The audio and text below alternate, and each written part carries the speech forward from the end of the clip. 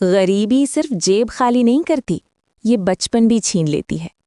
एक छोटा सा गांव था, वहां एक कच्चा घर था और उस घर में रहता था एक छोटा सा लड़का, राघव।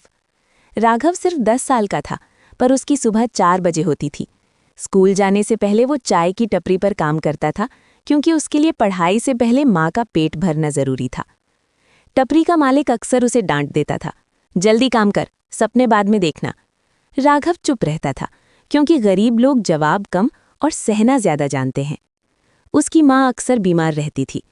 कांपते हाथों से उसका सर सहलाकर कहती, बेटा पढ़ लिख जाना, मेरी जैसी जिंदगी मत जीना। राघव मुस्कुराता था, पर उस मुस्कान के पीछे आंसू छुपे होते थे। वो कहता, माँ एक दिन मैं आपको पक्का घर दिलाऊंगा। स्कूल में राघव की यूनिफॉर्म पुरानी थी, जूते फटे हुए थे। बच्चे हंस देते थे, अरे ये तो टपरी वाला है, इसके सपने भी गरीब होंगे। कभी कभी टीचर भी कह देते, तुम जैसे बच्चे पढ़ाई संभाल नहीं पाते। उस दिन राघव ने समझा, दुनिया गरीब से पहले उसका सेल्फ रिस्पेक्ट छीन लेती है। रात को वो माँ के पास बैठकर रोता था, पर माँ के सामने कभी आंसू नहीं दिखाता था।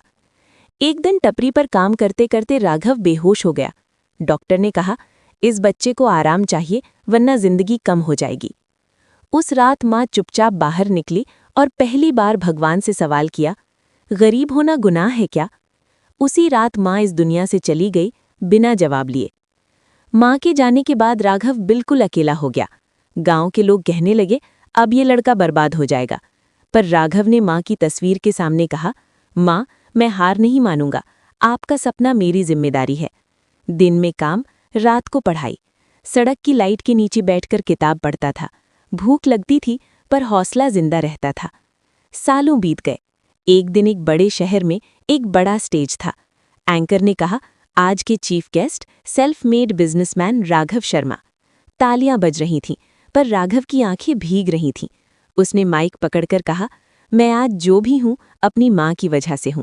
वो खुद भूखी रहकर मुझे सपने देती रही। पूरे हॉल में सन्नाटा छा गया। कुछ दिन बाद राघव गांव आया।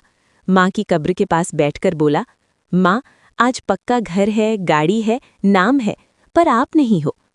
आंखों से आंसू गिर पड़े और कहानी यहीं कह जाती है, जो माँ के लिए जीत जाता है वो जिंदगी से कभी नहीं हार सकता। ये कहानी सिर्फ राघव की नहीं है, ये हर उस बच्चे की है जो चुपचाप दर्द सहकर आगे बढ़ता है।